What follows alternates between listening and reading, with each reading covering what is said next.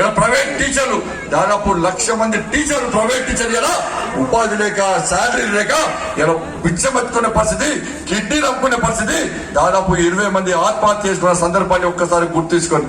Private lecturers దాదాపు 40,000 మంది ఉన్నారు. ఇలా పూర్తి లెక్క జీతాలు ఎంత అంటే ఈ 1,40,000 మంది జీతాలు ఎంత అంటే కేవలం 300 కోట్ల రూపాయలు మాత్రమే. కనీసం ఈ రాష్ట్ర ముఖ్యమంత్రి సిగ్గుండాలి. కనీసం 300 కోట్ల రూపాయలు కూడా ఈ 1,40,000 మందికి ఇచ్చే స్తోమత లేదా రాష్ట్ర ముఖ్యమంత్రి రాస్తున్నా.